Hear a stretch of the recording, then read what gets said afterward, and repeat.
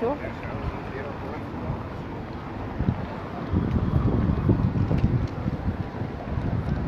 C'est bon.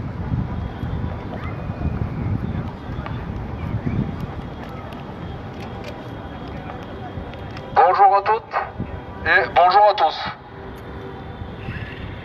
Aujourd'hui, nous allons parler du Gabon. Le Gabon qui est une ancienne colonie française. Le Gabon, pays d'Afrique centrale, et la France sont étroitement liés pour des raisons historiques et surtout économiques. D'ailleurs, de nombreux Français qui connaissent le Gabon pour des raisons professionnelles, en voyant le drapeau vert, jaune, bleu du Gabon flotter ici à Nice sur la place Masséna, viennent discuter avec nous lors de nos sittings tous les samedis.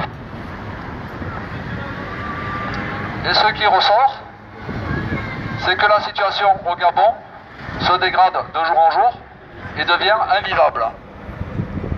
On va y venir.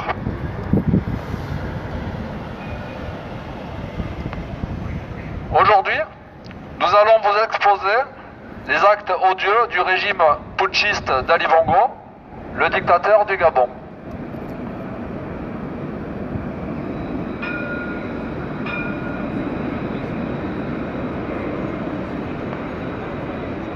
Nous allons aussi vous exposer certains de ses présumés complices que vous connaissez maintenant tous.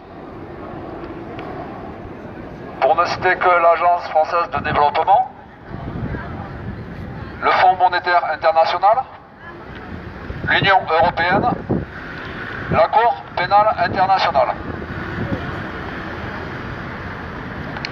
Pour commencer, rappelons qu'Ali Bongo a commis un hold-up électoral le 27 août 2016 sous le nez de la communauté internationale. Si vous vous rappelez, les observateurs de l'Union européenne, chargés de surveiller la régularité de l'élection présidentielle, avaient été mis sur écoute par les services secrets d'Ali Bongo.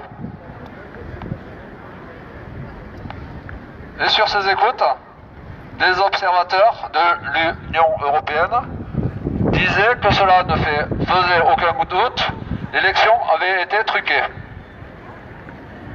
L'un des observateurs avait même été menacé de mort et avait dû être exfiltré du Gabon. Vous pouvez trouver ces informations sur internet. Vous recherchez Watergate Gabon et vous trouverez tous les détails sur ce scandale.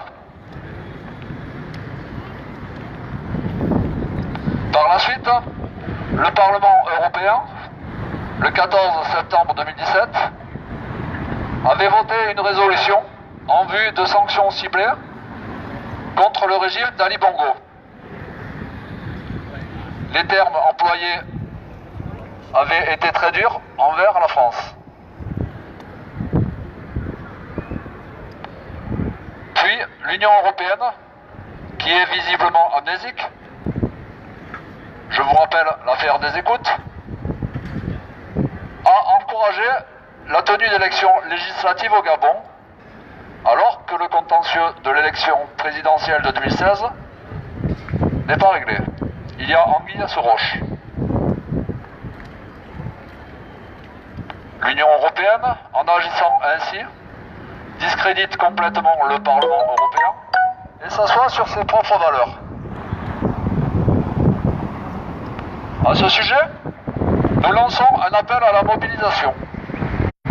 Il va y avoir un sit-in le 12 octobre 2018 à Strasbourg devant le Parlement européen. Les résistants gabonais, les amis du Gabon, mais aussi les défenseurs des droits humains et de la démocratie, les médias y sont conviés. À Strasbourg, nous allons, à l'occasion de cette manifestation, rappeler à l'Union européenne que les Gabonais ne veulent pas ne veulent pas des législatives de sang du dictateur Ali Bongo, qui semble-t-il est le bras armé, entre autres, de la France-Afrique et maintenant de l'Union européenne.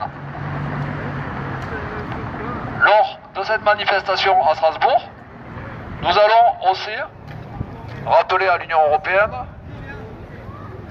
que sans la vérité des urnes, il n'y aura pas de réconciliation entre les Gabonais. Le message est on ne peut plus clair.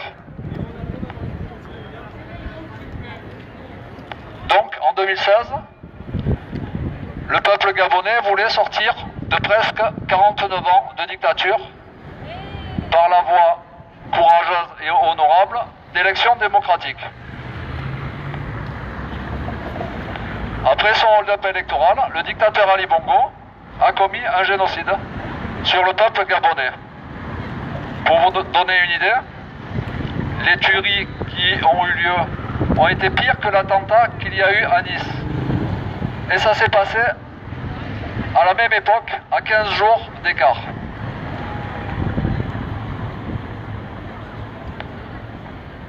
C'est pour cela que la résistance gabonaise se bat depuis plus de 2 ans afin de faire reconnaître Jean Ping comme président élu du Gabon, car c'est lui qui a été élu à écrasante majorité en 2016 par le peuple gabonais.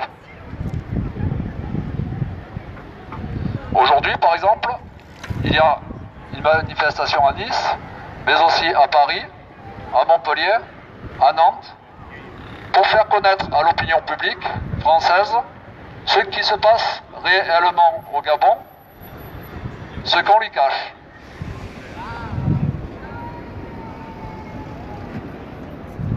Une précision importante.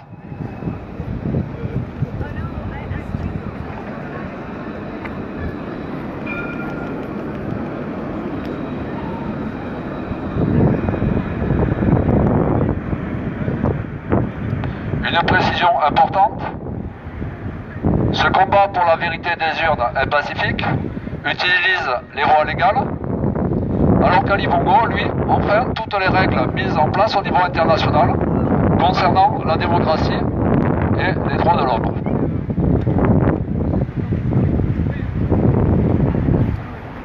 Alors tout à l'heure, il va y avoir un défilé, si j'ai bien compris, sur la paix, qui devrait venir ici. Vous voyez, c'est d'actualité. Et maintenant, nous allons parler de l'Agence française de développement, l'AFD. Monsieur Jean-Yves Le Drian, ministre de l'Europe et des Affaires étrangères, nous avait, le 3 septembre 2018, vanté les mérites de son produit AFD. Monsieur Le Drian, semble-t-il, qui est un bienfaiteur de l'humanité, œuvre pour le développement du Gabon. Alors, dans le dictionnaire, si on prend la définition du mot développement, c'est le fait de grandir, de croître, de se développer. Or, là, on assiste à l'inverse. Au Gabon, la seule chose qui se développe, c'est la dictature d'Ali Bongo.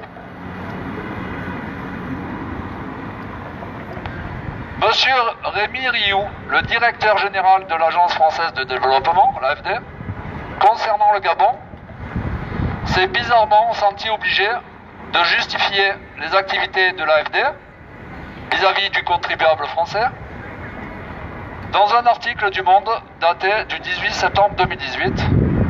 Monsieur Rioux, il dit, je cite, « L'Agence française de développement a les mêmes propres et agit pour les populations. » Non, non, ce n'est pas une blague. En réalité, les millions d'euros accordés par l'AFD profitent peu à leurs destinataires, c'est-à-dire le peuple gabonais.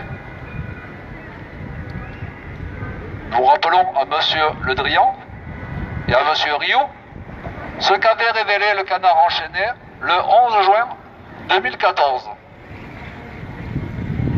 400 millions d'euros destinés aux pays en développement avaient été injectés dans plus de 70 sociétés offshore par Proparco, un organisme financier public filiale de l'Agence française de développement. Donc, en résumé, l'aide au développement de l'AFD s'est envolée dans les paradis fiscaux, du moins jusqu'en 2014.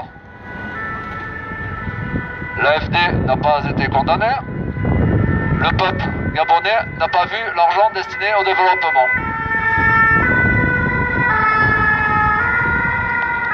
Je disais, l'AFD n'a pas été condamnée et le peuple gabonais n'a pas vu l'argent destiné au développement. L'Agence française de développement aurait les mêmes propres, d'après M. Rioux. Je vous laisse juger.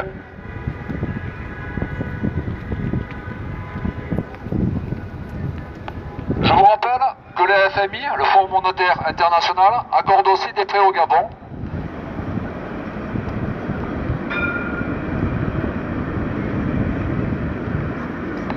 Le FMI accorde aussi des prêts au Gabon, argent qui ne profite bien sûr pas au peuple gabonais.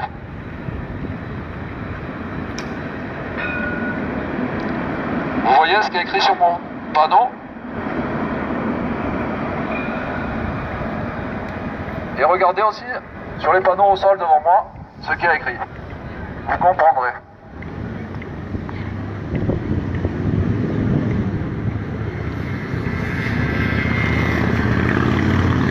Alors parlons maintenant de la Cour pénale internationale, la CPI.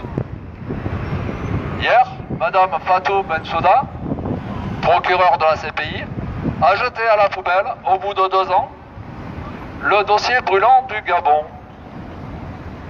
Alors que la CPI est censée être impartiale et indépendante, Madame Bensouda, cela ne vous aura pas échappé, nous parle elle aussi des élections législatives au Gabon. Ce mélange des genres est vraiment étrange.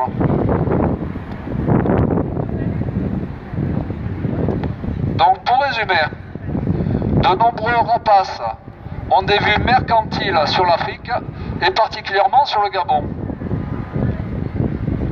Les spectres de la France-Afrique sont omniprésents. C'est un cas d'école. Visiblement, ça arrangerait beaucoup de monde que les crimes odieux d'Ali Bongo soient oubliés.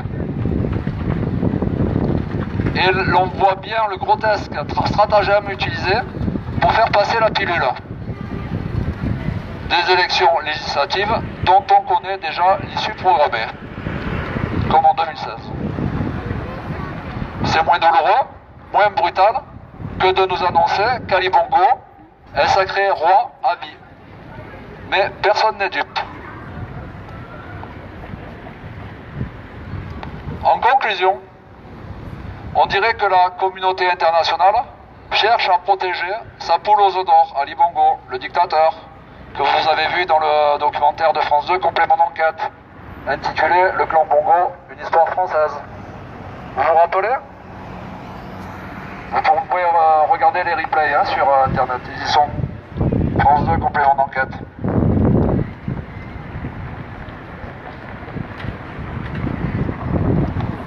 On dirait aussi que la communauté internationale cherche à effacer les traces de sang qu'a laissé Ali Bongo au Gabon. Mais c'est peine perdue. Du sang, il y en a trop. Vous voyez ce qu'il se passe? C'est comme quand on enfouit le linge sale au fond de la panière à linge. Ça sent de plus en plus mauvais. Et ça finit par empester toute la maison. L'odeur du soufre est insupportable. Là, c'est la même chose. À bon entendeur, salut. Pour terminer, je vous rappelle la manifestation du 12 octobre 2018 à Strasbourg devant le Parlement européen. Venez nombreux défendre vos droits, défendre les droits des Gabonais. Le monde entier doit savoir ce qui se passe en coulisses concernant le Gabon. Cette incroyable injustice de l'histoire doit être dénoncée au grand public. Le combat continue, on ne lâche rien. Pour plus d'informations, hashtag Gabon. Je vous remercie.